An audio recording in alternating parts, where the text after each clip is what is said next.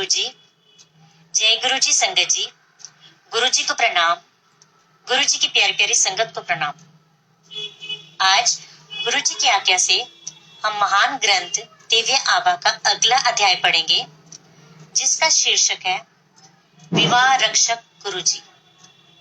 ओम गण गणपताय नमः। ओम नमो शिवाय। शिव जी सदा सहाय। ओम नमो शिवाय। गुरु जी सदा सहाय। जय गुरु जी। मैं गुरु जी को जितना भी धन्यवाद करूं वह कम है। हम गुरु जी के पास अपने व्यापार संबंधी समस्या लेकर पहुंचे थे और उन्होंने हमें तुरंत अपनी शरण प्रदान करी, परंतु अभी उससे भी बड़ी परीक्षा शेष थी। मेरे विवाह को 35 वर्ष बीत चुके थे। हमारे एक पुत्र और एक कन्या है। दोनों विवाहित हैं और घर में एक पोती भी है। कहते हैं किसी को भी जीवन में सब सुख प्राप्त नहीं होते। मेरे पति की आदतों में बहुत सुधार संभव था।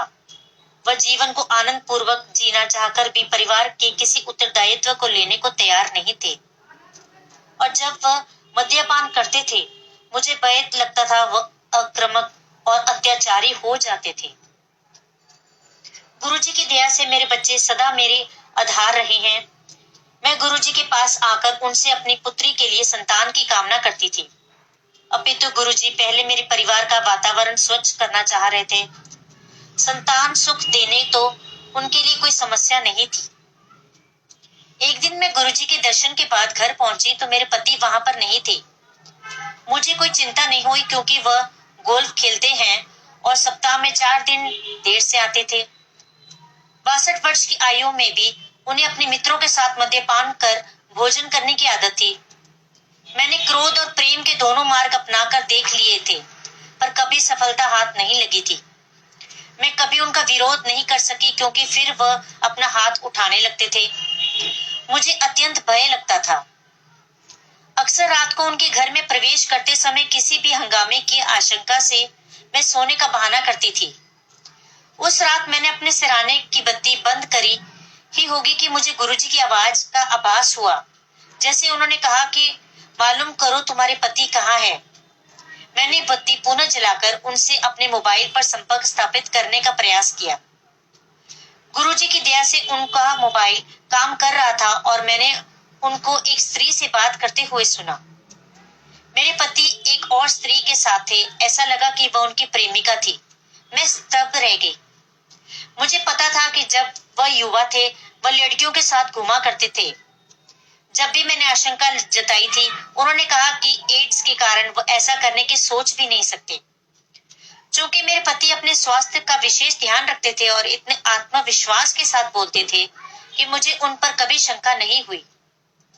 अतः इस प्रेम संबंध से मुझे बहुत आघात पहुंचा। मैंने अपनी बुद्धि पर नियंत्रण रखते हुए अपनी पुत्रवधू को भी फोन पर हो रही बात सुनवाई। मुझे पता था कि इसमें प्रमाण की आवश्यकता होगी, अन्यथा वह मुझ पर अत्याचार करेंगे। मेरा बेटा उस समय दिल्ली से बाहर था। गुरुजी, मैं क्षमा प्रार्थी हूँ कि उस दिन उनके वापस आने पर मैंने उनको मारा और घर से निकाल दिया। वह नशे में इतने धुत थे कि उन्हें पता ही नहीं लगा कि क्या हो रहा है। उन्हें 10 दिन तक घर से बाहर रखा गया। बीच बीच में वह आकर क्षमा मांगते रहे।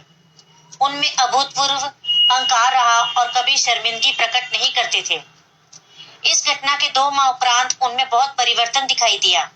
मुझे 35 वर्ष तक कष्ट देने के बाद वह भले मानुस हो गए। आज वह मुझसे, अपने बच्चों और पौत्री से अति प्रेम करते हैं।